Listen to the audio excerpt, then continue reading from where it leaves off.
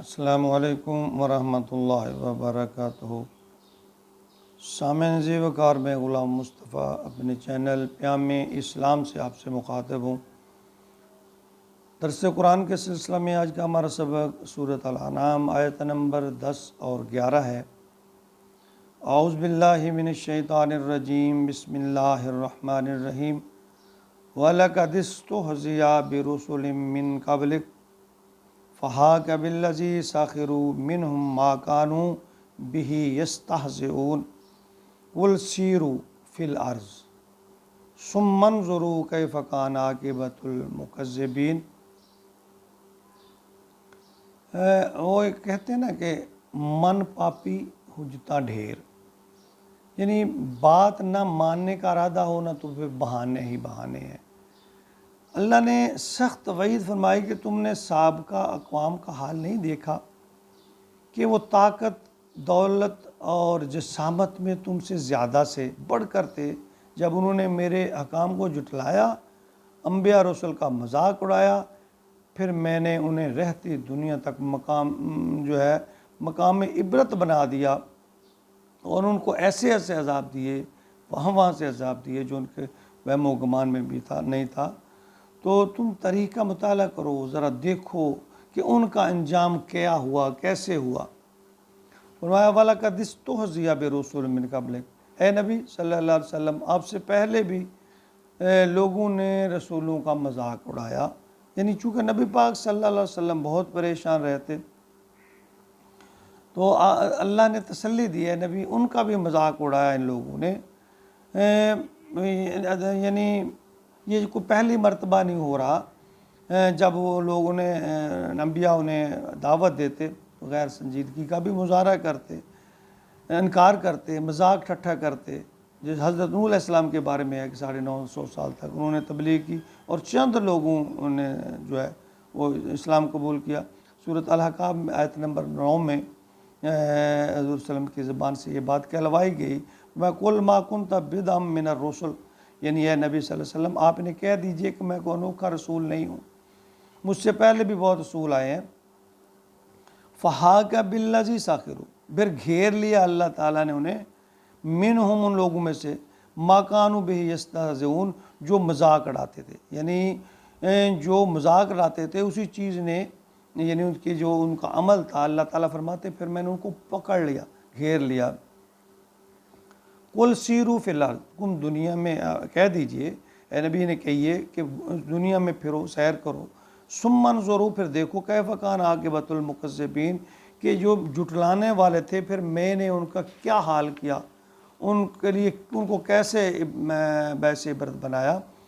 یعنی جزیرہ نما عرب جو ہے اس میں قوم عاد اور سمود جو ہے وہ بڑی مشہور قومیں تھی۔ جب شام کی طرف سفر کرتے نا تو رستے میں قوم مدین کا مسکن بھی ہے، قوم لوط کے شہر کے آثار بھی نظر آتے تھے۔ تو فرمایا یہ سب کچھ اپنی آنکھوں سے دیکھتے ہیں پھر بھی یہ عبرت نہیں پکڑتے، میں نے ان کو کیسے عبرت کا نشان بنایا ہے۔ تو فرمایا نبی اکرم صلی اللہ علیہ وسلم جب اللہ کا پیغام سناتے تو آپ طرح طرح کی باتیں آپ کو سننے کو ملتی، وہ لوگ نہ صرف کہ آپ کی بات کا انکار کرتے بلکہ آپ کا مذاق اڑاتے۔ تو آپ صلی اللہ علیہ وآلہ وسلم بعض اوقات سخت رنجیدہ بھی ہو جاتے، پریشانی کی سال میں اللہ تعالیٰ آپ کی ڈھارس بندھواتے کہ میرے محبوب قوم کا آپ سے جو رویہ ہے نا کوئی نئی بات نہیں ہے، سابقہ جو لوگ تھے بدبخت وہ لوگ انہوں نے انبیاء رسول کے ساتھ یہی سلوک کیا تھا اور انہوں نے سالہ سال اپنی قوم کو نصیحت کی، اللہ کا پیغام پہنچایا، مگر بہت کم لوگ تھے جنہوں نے بات مانی اور سنی اللہ کی۔ جب بات نہیں مانی پھر انہوں نے اللہ تعالیٰ کہتے میں انہیں سبق سکھاؤں گا، دیکھ نہیں رہے کہ سابقہ قوموں کو میں نے کس طرح سبق سکھایا۔ انبیاء رسول کو جب انہوں نے جھٹلایا تو اللہ کے عذاب نے ان کو گھیر لیا۔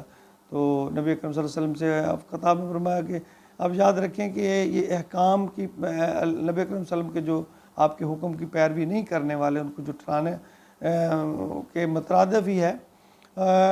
آج ہم میں بھی یہ بات ہے کہ ہم کلمہ ہی پڑھا ہوا ہے، بس یہ اسی پر خوش ہیں کہ ہم مسلمان ہیں، نبی کے عاشق ہیں۔ یاد رکھیں اطاعت نہ کرنا بھی، نبی کی اطاعت نہ کرنا بھی یہ نبی کو جھٹلانے کے برابر ہے۔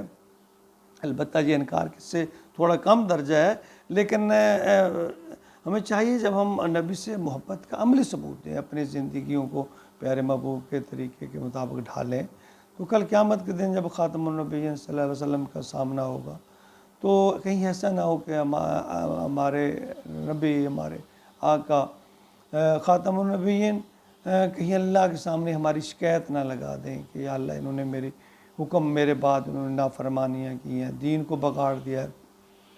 آج عمل کا موقع ہے، ٹائم ہے ہمارے پاس، اس وقت پھر پچھتانے سے کوئی فائدہ نہیں ہوگا۔